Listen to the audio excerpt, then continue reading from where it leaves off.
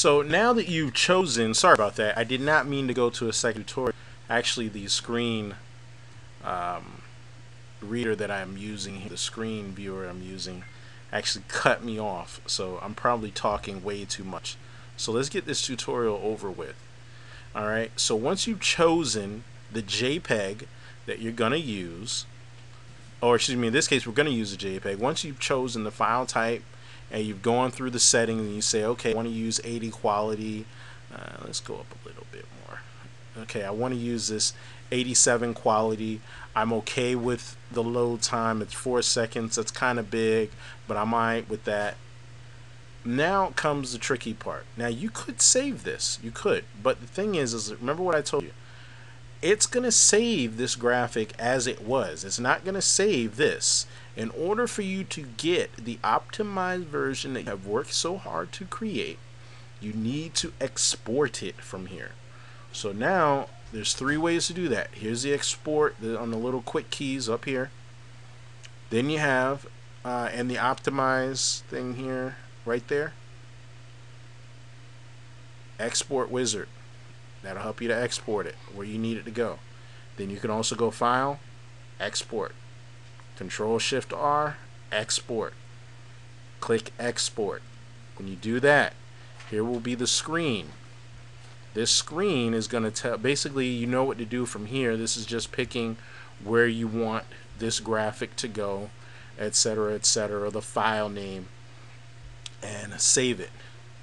Now, as you can see, the file that we were using hasn't been saved. That's what that little asterisk there means. So, no, we're not going to say that. That's what that little star asterisk means right there, is that the file hasn't been saved. We go back to the original view.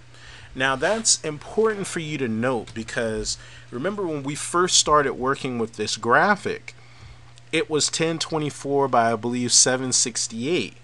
And now we've shrunken it down to, let's see, 425 by 193. Well, this enables you to save multiple versions of this graphic. Like, for instance, you might have a banner that is a super huge banner, and the exact banner, you just shrunk it down for a small banner to throw on someone's website. So I hope that that makes sense. So you might want to have those graphics at different sizes, different proportions, different versions, especially when you're dealing with pictures. Now pictures especially, remember this, when you're dealing with pictures, and I have more time to talk about it in another tutorial, but I want to talk about it here quickly. When you have a camera, and let's say that camera is like 32 megapixels, which I think Nikon just released a 32 megapixel camera. Megapixels basically is the measurement of how big your freaking picture is going to be. Now, you do not need a 32 megapixel camera to take great pictures. You can take great pictures with a 1.3 megapixel camera, and those graphics will produce typically just about a good size for your web page or blog if you're going to be putting the pictures up. But here is the benefit to higher megapixel cameras. The benefit is in this, that the bigger the graphic you start out with, the better it's going to look when you shrink it down to the size that you need. Now, typically about 8 is good enough. 16 is even better. And you're not going to lose the detail that you would. On the flip side of that, if you started with a 1.3 megapixel camera and image, and you decided later that you needed a bigger picture to fill up a background or to, I don't know, send to a magazine or something, maybe your picture got